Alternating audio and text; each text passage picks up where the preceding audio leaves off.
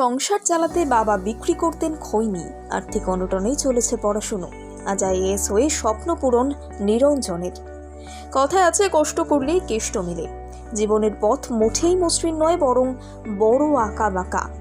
অনেক চড়াই উতরাই পেরিয়ে তবেই জীবনের মূল লক্ষ্য পূরণ করা যায়। আর মনীষীদের জীবন সেভাবেই তৈরি হয়েছে। স্বপ্ন পূরণের লক্ষ্যে যারা পরিশ্রম করেন তারাই একমাত্র কাঙ্ক্ষিত সাফল্য অর্জন করেন। যে আত্মবিশ্বাস তাদের নিয়ে যায় তাদের সফলতার দিকে। আমাদের ভারতবর্ষে রয়েছে এমন অনেক অনুপ্রেরণা যারা নিজেদের স্বপ্ন পূরণ করতে এগিয়ে গিয়েছে বিফলতার দিকে, কিন্তু তা সত্ত্বেও কোনো রকম অন্ধকার তাদের স্পর্শ করতে পারেনি। বিশেষ করে প্রত্যন্ত গ্রামীণ এলাকা থেকে উঠে আসা আইপিএস এবং আইএএস অফিসাররা নিজেদের নাম খোদাই করেছেন, তাদের অধ্যাবসায়ের মাধ্যমে করেছেন স্বপ্ন পূরণ।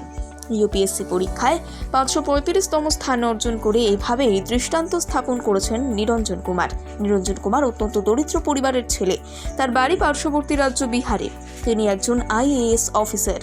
বিহারের নওগাঁ জেলার বাসিন্দা নিরঞ্জন দ্বিতীয়বারের প্রচেষ্টায় তিনি তার সাফল্য অর্জন করতে পেরেছিলেন। তবে প্রথম প্রচেষ্টাতেও তিনি সাফল্য পেয়েছিলেন।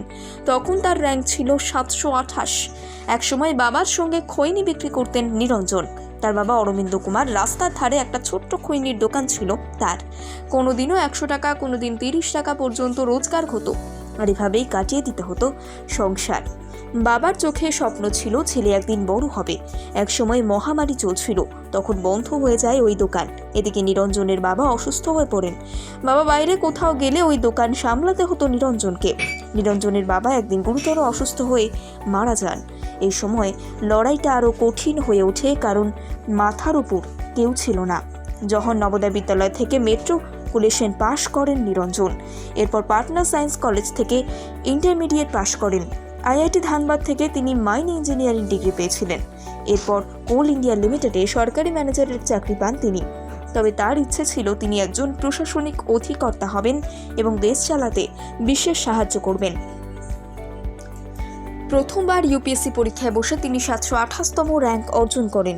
এরপর তার খিদে আরও বাড়ে। দ্বিতীয়বার পরীক্ষায় বসে তিনি আরও ভালো র্যাঙ্ক করেন। আজ তিনি একজন সফল আইএএস অফিসার। বর্তমানে তিনি রাজধানী কর্মরত রয়েছে। হতদরিদ্র অথচ উচ্চাকাঙ্ক্ষী যুবকদের কাছে আজ তিনি একজন অনুপ্রেরণা।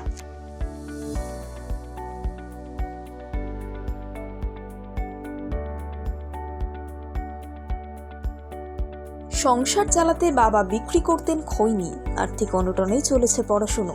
আজ আইএএস হয়ে স্বপ্ন পূরণ নিরঞ্জনের। কথায় আছে, কষ্ট করলেই কেষ্ট মেলে। জীবনের পথ মোটেই মসৃণ নয়, বরং বড় আঁকা বাঁকা। অনেক চড়াই উতরাই পেরিয়ে তবেই জীবনের মূল লক্ষ্য পূরণ করা যায়। আর মনীষীদের জীবন সেভাবেই তৈরি হয়েছে।